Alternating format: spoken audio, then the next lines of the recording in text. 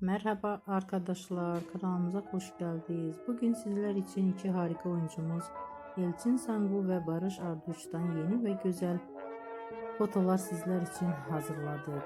Elçin Sangu öyle bir geçer zaman ki Kurt Seyit ve Şura ve Kiralık Aşk dizisinde rol almış ve herkes tarafından çok beğenilmişti. Biz de sizler için onların güzel ve romantik karelerini hazırladık.